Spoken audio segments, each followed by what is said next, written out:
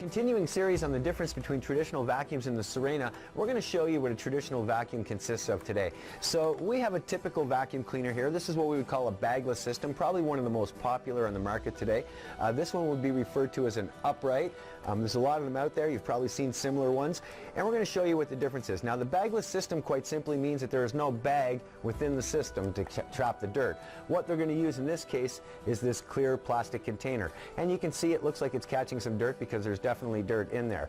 Now, if we break this down even further, you're going to see as we open it up, although there's no bag, here's our first filter on the system. Now, we can remove this filter and have a look.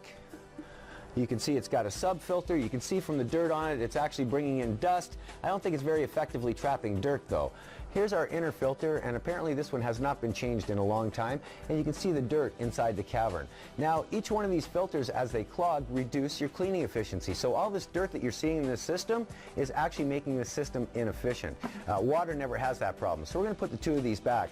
Now, you could clean all these filters out and think that you're back to 100% cleaning efficiency, but in fact you're not, because most systems, just like this one, are going to have another set of filters, usually designed to protect the motor or the exhaust. So when we open this one up, we can see there is in fact another filter, which they call a HEPA filter here.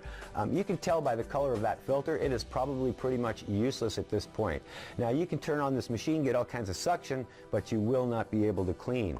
Now, I don't know if we can get it on the camera, but if you have a look even closer, you can see the majority of the dirt is sitting underneath this filter. So somehow it's found a way to get around the filter, and it's actually going into the motor cavity. You can probably see the dirt falling down there. So we've got two filters, two HEPA filters slowing down our progress. We have this plastic filter here. You can see the dirt that's being trapped in there, and then we're pulling the dirt through the motor. Now, obviously, if these two filters are not catching all of the dirt, it's going through your motor, and guess where it ends up? Back into the air that you breathe. So really, these systems are designed to be efficient dust throwers. You pick it up from the ground, you throw it back up into the air, and it just keeps you going back and back and back through that cycle. Now, if you wanted to clean like the Serena, you would have to physically change every one of these filters every single time you want it to clean. You would have to wash the entire system out, and then you could come close to the cleaning ability of the Serena, but you still would not get there, because as soon as you start to clean, the filters begin to clog again.